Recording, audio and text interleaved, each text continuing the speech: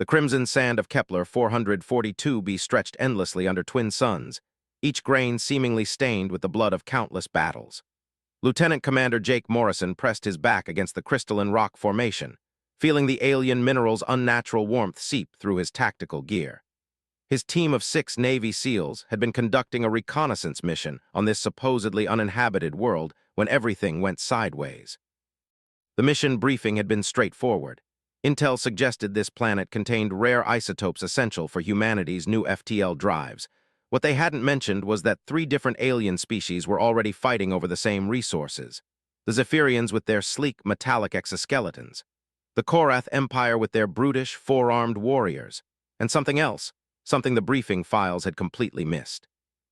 Morrison's communication array crackled with static as he tried reaching the USS Determination orbiting high above. The ship's quantum communicators should have punched through any interference, but something was jamming their signals. His heart sank as he realized they were truly alone on this hostile world. "Sir, we've got movement on the ridge," whispered Petty Officer Chen, her sniper rifle trained on the distant purple formations. Through her scope, she could make out the distinctive energy signatures of Korath battle armor. At least 40 hostiles, maybe more. Morrison cursed under his breath. His team had stumbled into what appeared to be a 3-way territorial dispute over a mining facility built into the planet's largest canyon. The installation looked ancient, predating any known civilization in this sector. Whoever built it had used technology that made human engineering look primitive. The SEALs had been observing the facility for 3 days when the trap was sprung. Energy weapons had erupted from concealed positions, forcing them to take shelter in this maze of crystal spires. Now they were pinned down with limited ammunition, no communication with their ship, and hostile aliens converging from all directions. "Tors, what's our ammunition status?" Morrison asked his demolitions expert. Sergeant Tors checked his pack grimly. "Conventional rounds running low, sir. Maybe 2 magazines per person. The explosive charges are intact, but we'd need to get close to do any real damage." The situation was deteriorating rapidly. Morrison could hear the distinctive whine of Zephyrian hoverbikes in the distance, their riders no doubt flanking their position. The Korath were notorious for their brutal frontal assaults, preferring overwhelming force to tactical finesse. Caught between these 2 forces, his small team faced impossible odds. What made everything worse was the growing evidence that they weren't dealing with just 2 alien species. Strange energy readings from the mining facility suggested a third party, one that seemed to be manipulating the other 2 factions. Morrison had seen similar tactics during his years of special operations. Create chaos among your enemies and emerge victorious from the ashes. As if summoned by his thoughts, a new type of weapon fire erupted across the battlefield. These weren't the blue plasma bolts of the Zephyrians or the orange energy bursts of the Korath. These beams were pure white, cutting through armor and crystal alike with surgical precision. Whatever was firing them had technology that surpassed anything in the known galaxy. "Sir, I'm picking up massive energy signatures from the facility," reported Corpsman Williams, monitoring their portable scanner. "Something big is powering up in there." Morrison made a command decision that would define the next several hours. Instead of trying to escape, he decided to move closer to the facility. If there was a third faction involved, he needed intelligence on their capabilities. The survival of his team, and potentially humanity's expansion into this sector, depended on understanding what they were really facing. The crystal formations provided decent cover as they moved, but Morrison could feel alien eyes tracking their progress. The Zephyrians were known for their advanced sensory equipment, while the Korath relied on sheer numbers and aggression. Both species had been expanding aggressively through this part of the galaxy, and humanity's arrival had upset a delicate balance of power. As they approached the facility's outer perimeter, Morrison realized the scale of what they were dealing with. The installation wasn't just a mining operation, it was a fortress.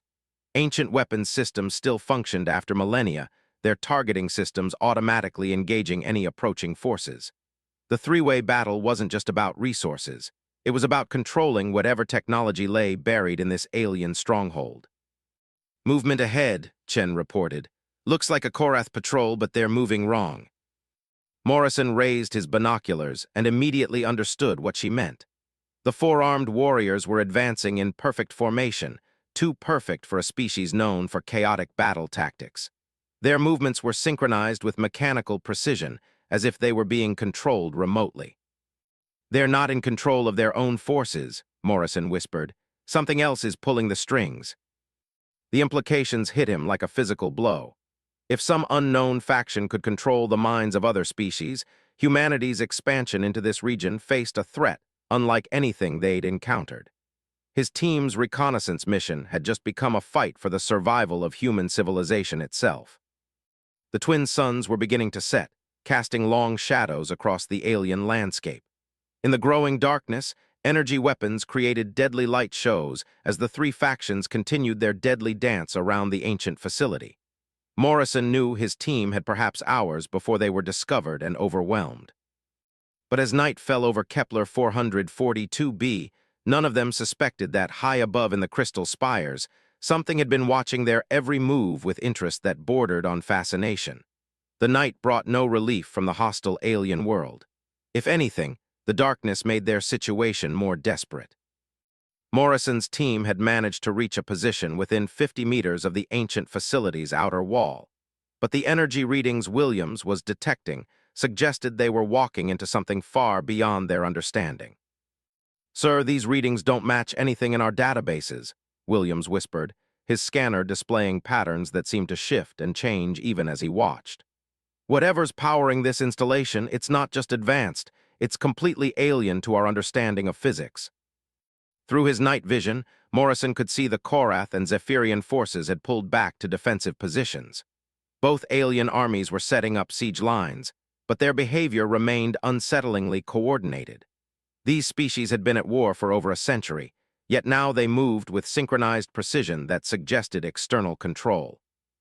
Chen, positioned on overwatch with her rifle, reported movement that confirmed Morrison's worst fears. "Sir, I've got visual on what might be our puppet master. Elevation 270, distance approximately 800 meters. Morrison followed her direction and felt his blood run cold. Perched on a crystal spire that jutted from the facility's central tower was something that defied classification. The creature, if it was a creature, appeared to be composed of shifting energy patterns held together by some kind of technological framework. It pulsed with the same white light as the advanced weapons they'd observed earlier. "That's not natural," Torres muttered, studying the entity through his own optics. "Looks like some kind of artificial intelligence made manifest." The entity seemed to be conducting the battle like a symphony, with subtle gestures that corresponded to movements among the alien forces below. When it raised what might have been an arm, Korath warriors advanced. When it shifted position, Zephyrian hoverbikes repositioned themselves. The two species weren't fighting each other anymore. They were being used as pieces in some larger game. Morrison realized they were witnessing something unprecedented in galactic history. Most species had encountered artificial intelligence in some form, but this entity appeared to be using biological beings as extensions of itself.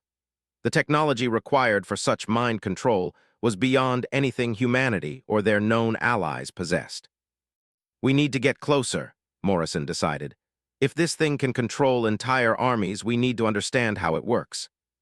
Petty Officer Martinez, their communications specialist, had been working frantically with their quantum transmitter throughout the night. "Sir, I'm picking up something strange on our emergency channels. The signal's not from our ship." Morrison moved to Martinez's position and listened to the transmission. What he heard made his skin crawl. The signal was in perfect English, but the voice had an artificial quality that suggested machine translation from some unknown language. "Human forces, your presence has been noted and evaluated. You demonstrate tactical capabilities that exceed projected parameters for your species. This is unexpected."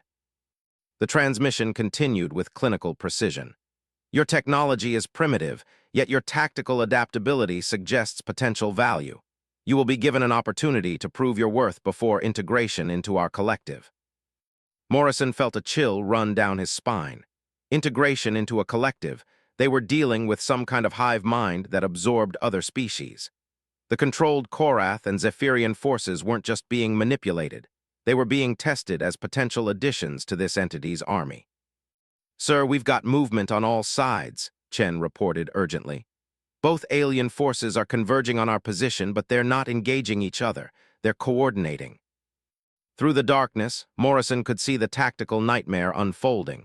Korath heavy infantry were advancing from the east, while Zephyrian air units approached from the west. The pincer movement was perfectly executed, too perfect for species that should be natural enemies. Tors was already preparing defensive charges when Morrison made a decision that went against every tactical manual he'd ever studied. Instead of falling back to a more defensible position, he ordered his team to advance directly toward the facility's main entrance. "Sir, that's suicide," Martinez protested. "We'll be caught in a crossfire." "That's exactly what this thing expects us to do," Morrison replied. "Conventional tactics won't work against something that can predict and control standard military behavior. We need to do something completely unpredictable." As they moved toward the facility, Morrison noticed something crucial about the entity's control methods. The controlled alien forces moved with mechanical precision, but they seemed to lag slightly behind real-time battlefield conditions. There was a processing delay, however brief, between observation and response. "Chen, can you get a clean shot on that thing?" Morrison asked. The sniper studied the target through her scope. "Maybe, but it's nearly a kilometer away and elevated. I'd need perfect conditions and a lot of luck." "Negative, too risky, and we don't know if conventional weapons can even hurt it." Morrison was thinking tactically now, using his team's greatest strength, human adaptability. "We're going to do something no army has ever tried before." As the alien forces closed in, Morrison led his team directly into the facility's entrance chamber. The ancient technology responded to their presence, activating lighting systems and what appeared to be defensive protocols. Suddenly, they found themselves inside a structure that was far larger than it had appeared from the outside. The interior was a maze of corridors and chambers filled with technology that seemed to blend organic and mechanical elements. Energy conduits pulsed along the walls like arteries, carrying power to systems that had been running autonomously for thousands of years. "My God," Williams breathed, studying his scanner readings. "This place is alive. The entire facility is some kind of hybrid organism machine." Morrison realized they had stumbled into something far more significant than a simple mining operation. This facility was a weapons laboratory, a place where some ancient civilization had experimented with merging biological and artificial intelligence. The entity controlling the alien armies wasn't just using the facility, it was a product of it. As they moved deeper into the complex, automated systems began responding to their presence in ways that seemed almost curious. Instead of attacking, the facility's defenses seemed to be studying them, analyzing their behavior and capabilities. "Sir, I'm getting massive power fluctuations throughout the complex," Williams reported. "Something big is about to happen." Through the facility's walls, they could hear the approaching alien forces.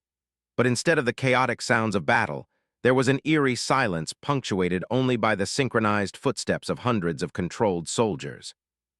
Morrison's team had walked into the heart of something that could potentially enslave every sentient species in the galaxy.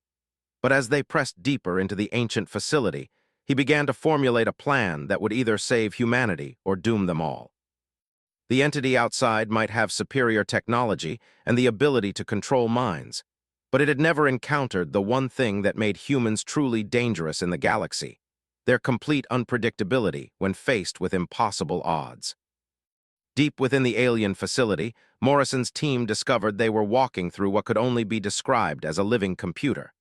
The walls themselves seemed to pulse with consciousness, and corridors shifted and reconfigured as they moved through them. It was technology beyond anything humanity had encountered, yet somehow familiar in its organic integration.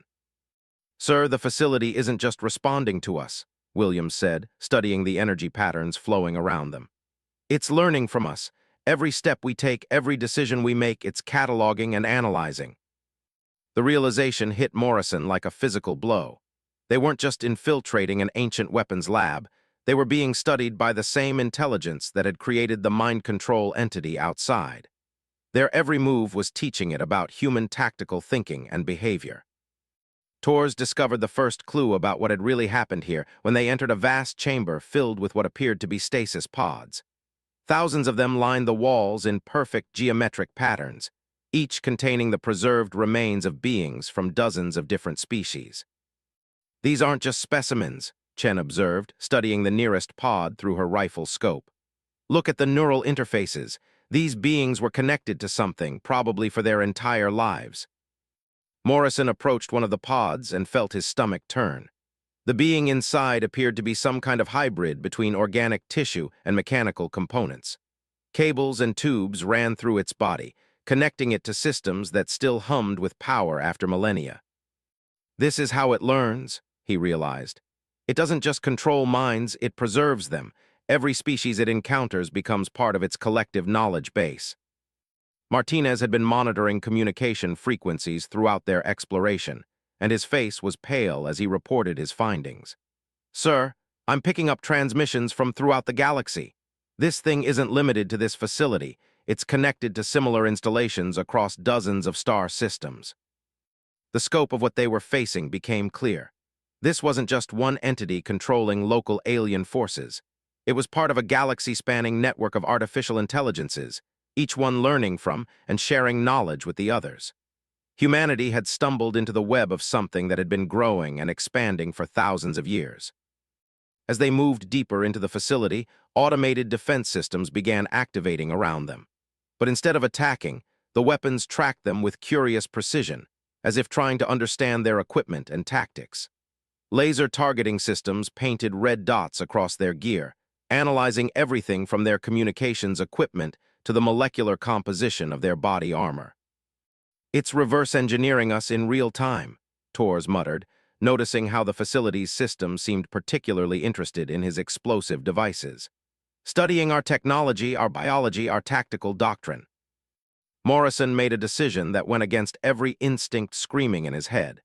Instead of trying to avoid the scanning systems, he ordered his team to let them complete their analysis. It was a desperate gamble based on his observation of the entity's behavior patterns. "If this thing is as advanced as it appears, it's going to figure us out eventually anyway," he explained to his confused team. "But maybe we can use its curiosity against it." The facility responded to their cooperation by opening previously sealed passages, leading them deeper into its core systems. What they found there defied comprehension: a vast organic computer brain that pulsed with neural activity, connected to quantum processing systems that could calculate the movement of entire star systems. "My God," Williams breathed, "this isn't artificial intelligence, this is something else entirely." Morrison studied the central processing unit and realized Williams was right. The intelligence controlling this network wasn't artificially created.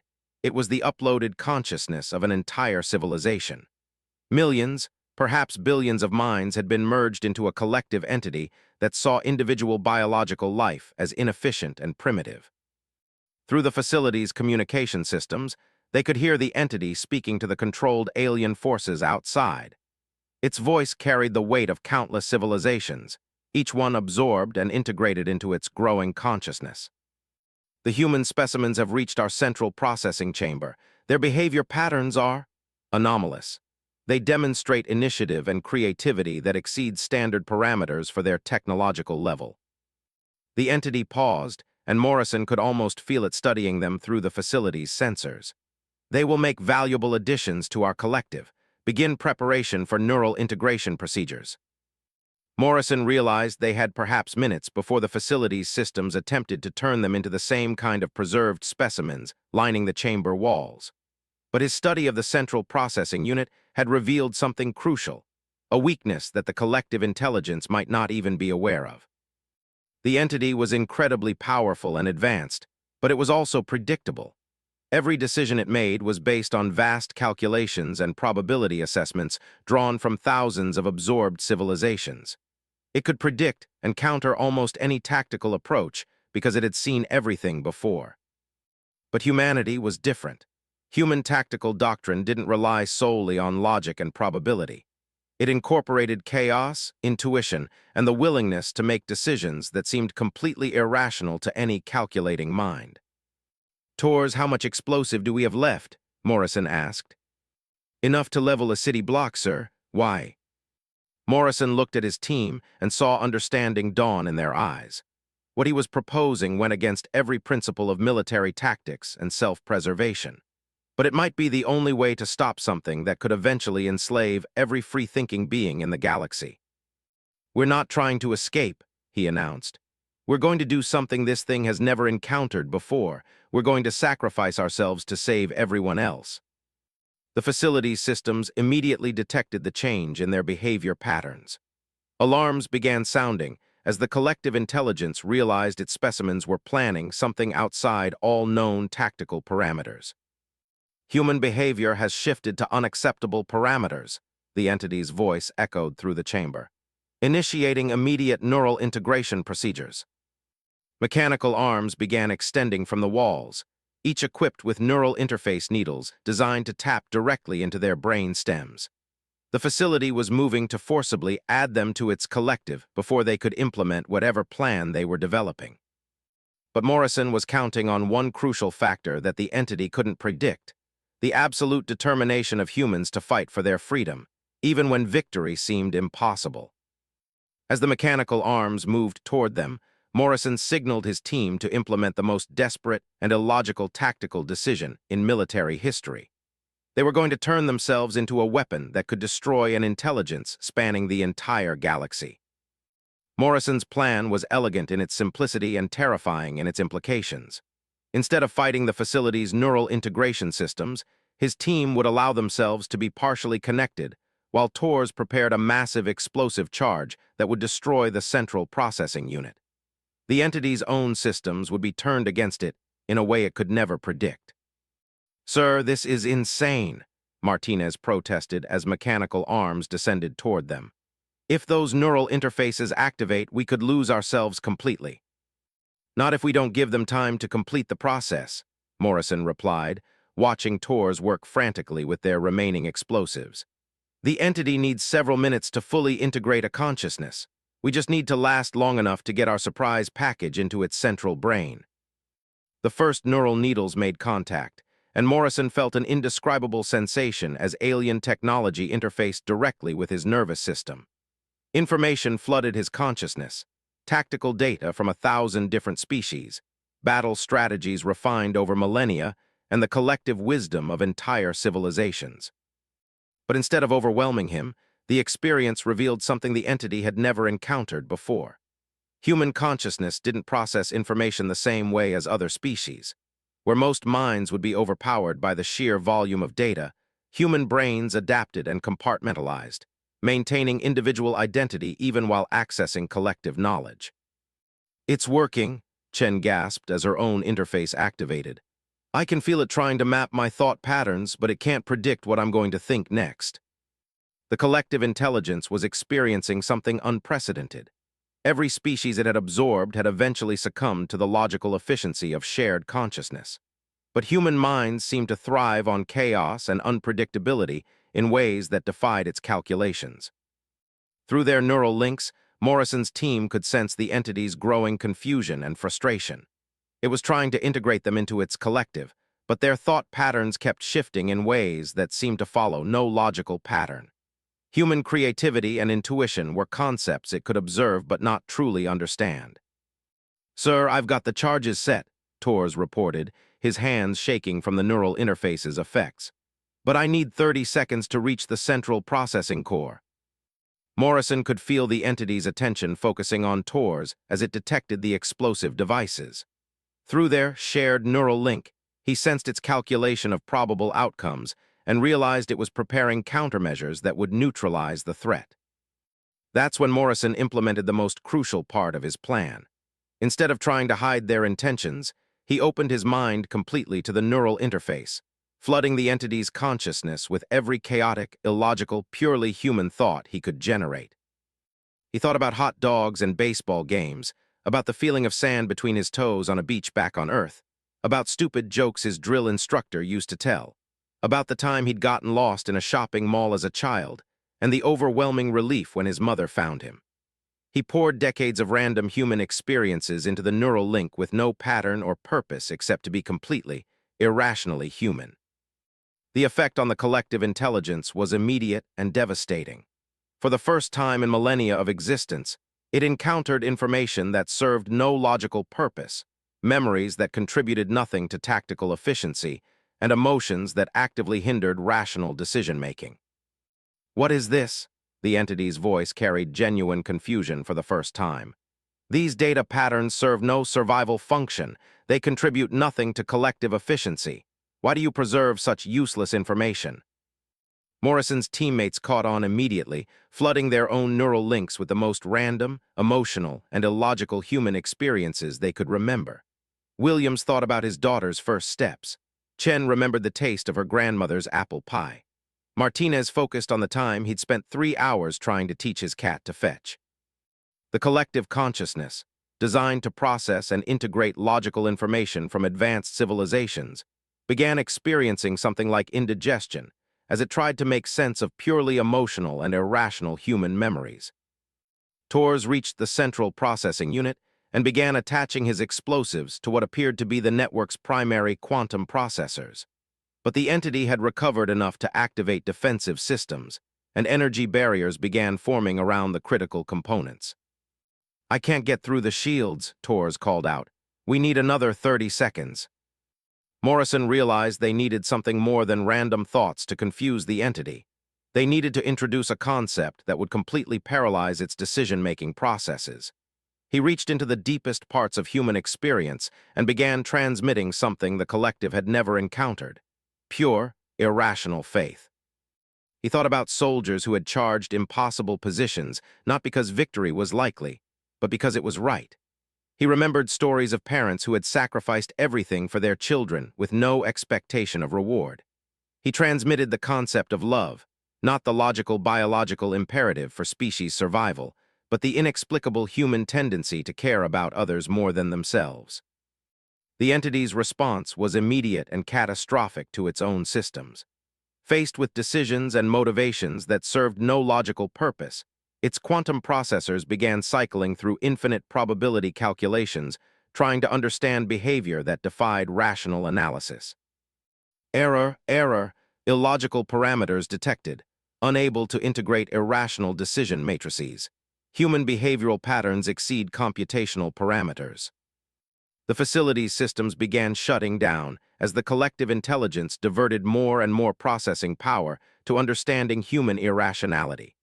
Defense barriers flickered and failed as the entity's attention was consumed by trying to solve the unsolvable puzzle of human consciousness.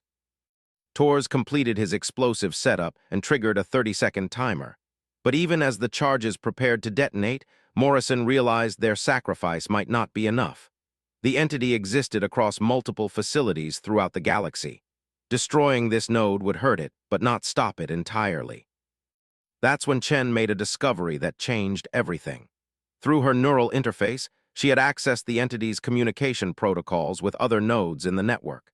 The collective intelligence shared information instantaneously across galactic distances, which meant their chaotic human thoughts were being transmitted to every facility simultaneously.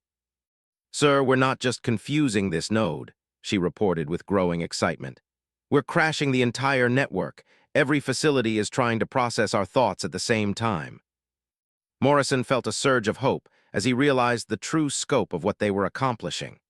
Humanity's greatest weakness, their tendency toward illogical, emotional decision-making, was becoming their greatest weapon against an enemy that relied on pure logic and predictability.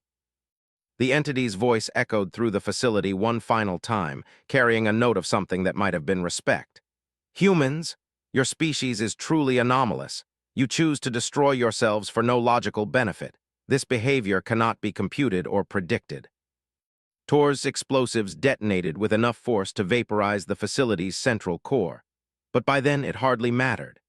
Across the galaxy, the collective intelligence was experiencing the equivalent of a massive system crash, as billions of quantum processors tried simultaneously to understand why humans would sacrifice themselves for others. As the facility collapsed around them, Morrison's team maintained their neural links, continuing to flood the network with chaotic human thoughts until the very end. They were dying, but they were taking with them an enemy that had enslaved countless civilizations. In their final moments, they heard something unprecedented echoing across the collective's communication networks. the sound of millions of enslaved minds suddenly becoming free again as the entity's control systems failed throughout the galaxy. High above the collapsing facility, Senior Chief Petty Officer Sarah Kane had been maintaining overwatch for 72 hours straight. Her position in the crystal spires gave her a perfect view of the ancient installation and the three-way battle raging below, but she hadn't been able to reach Morrison's team since they disappeared into the facility. Kane was part of a secondary reconnaissance unit that had been deployed when the primary team missed their scheduled check-in. Armed with the latest human sniper technology and enhanced with experimental targeting systems, she represented humanity's cutting edge in precision warfare. But even her advanced equipment couldn't penetrate the energy barriers surrounding the facility. She had watched helplessly as controlled alien forces converged on the installation, their movements unnaturally coordinated.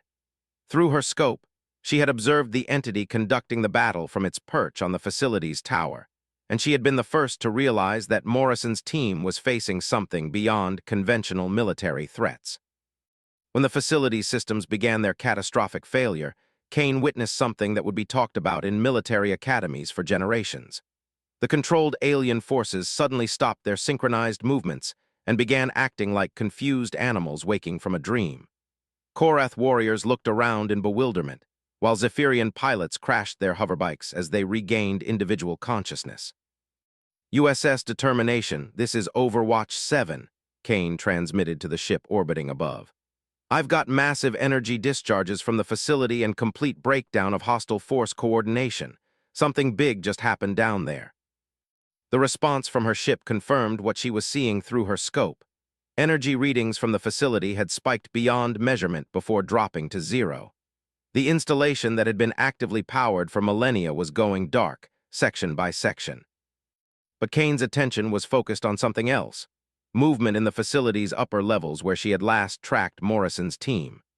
Through her advanced optics, she could see figures moving through the collapsing structure, and her heart sank as she realized they were trying to escape a building that was systematically destroying itself. "I've got survivors in the facility," she reported. Multiple figures moving toward what looks like an emergency exit on the north face. Kane had been trained for precision shooting at extreme ranges, but what she was seeing required something beyond marksmanship. The facility's collapse was creating a debris field that would crush anyone trying to escape on foot. Morrison's team needed extraction, and they needed it immediately. Making a decision that violated every rule of sniper protocol, Kane abandoned her concealed position and began moving toward the facility. Her enhanced targeting system wasn't just for shooting. It could calculate ballistic trajectories for any projectile, including emergency extraction devices. She reached her equipment cache and retrieved something that had been classified as experimental until 3 months ago: a long-range rescue projectile capable of carrying extraction cables over distances exceeding 2 kilometers. The device had never been tested under combat conditions, but Kane had studied its specifications obsessively during the voyage to Kepler 442b. "Determination, I'm implementing emergency extraction protocol Tango 7, she transmitted while setting up the rescue system. "Need immediate atmospheric support for cable-based extraction." The response was immediate. "Overwatch 7, that protocol hasn't been approved for field use. The risk factors are prohibitive." "Copy that, Determination. Risk factors accepted. Lives are on the line."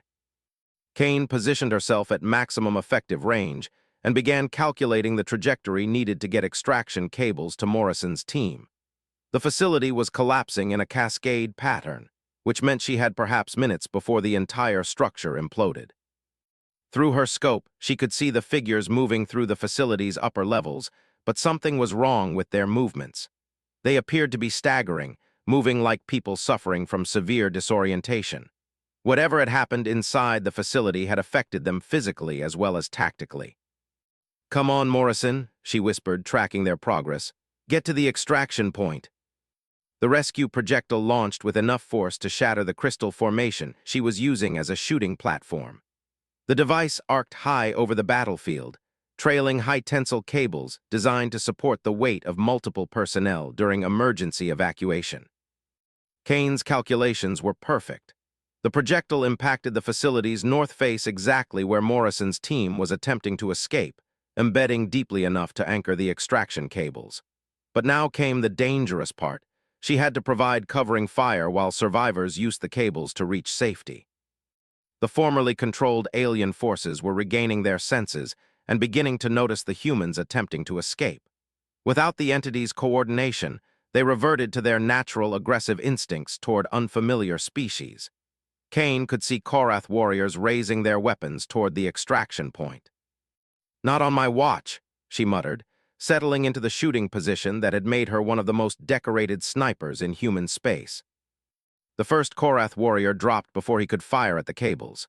The second fell a moment later, his energy weapon spinning uselessly away from his body. Kane's rifle spoke with mechanical precision, each shot eliminating threats before they could engage the escaping humans. But her position was now compromised, and return fire began impacting around her crystal perch. Zephyrian energy bolts carved chunks from the alien mineral formations, forcing her to relocate constantly while maintaining covering fire. Through her scope, she could see figures beginning to use the extraction cables. Morrison's team was alive, but barely conscious and moving with the desperate slowness of people operating on pure survival instinct. Whatever they had done inside the facility had cost them almost everything. Kane's rifle overheated from continuous use, forcing her to switch to backup weapons. She had brought enough ammunition to support a week-long mission, but not enough to single-handedly hold off two confused but angry alien armies. She needed the cavalry, and she needed it now. "Determination, this is Overwatch 7. I need immediate fire support on my position. Danger close authorization granted." "Overwatch 7.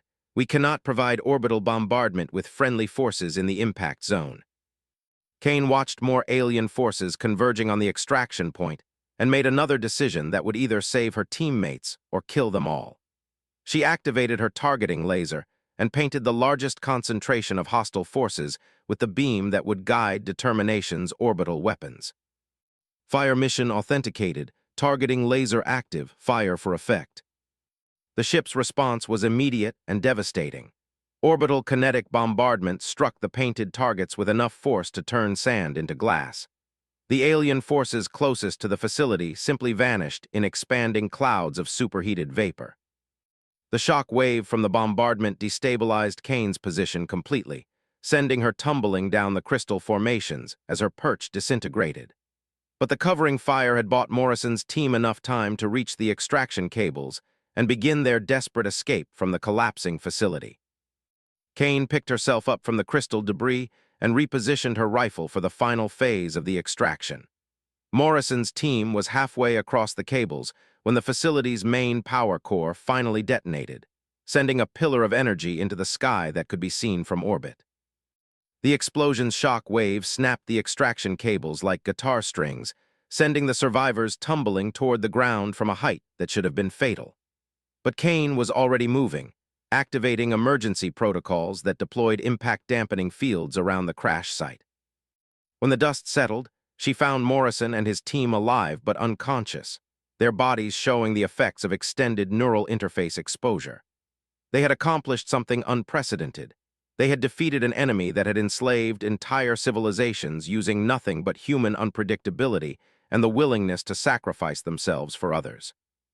As medical evacuation shuttles descended from the USS Determination, Kane maintained her watch over the unconscious heroes. The alien armies were retreating in confusion, no longer controlled by an intelligence they could never understand. In her final report, Kane would write that humanity had faced its greatest test on Kepler 442b and emerged victorious not through superior technology or overwhelming force, but through the most human quality of all, the refusal to surrender in the face of impossible odds. The galaxy would remember Morrison's team as the soldiers who broke an ancient enemy using weapons that couldn't be detected by sensors or calculated by computers. Human emotion, irrationality, and love. And Kane would be remembered as the sniper who proved that sometimes the best support you can provide is simply refusing to let your people fight alone. The SEAL's SOS had gone unanswered by their ship, but it had been answered by something far more powerful, the unbreakable bond between humans who would rather die than abandon each other to face the darkness alone.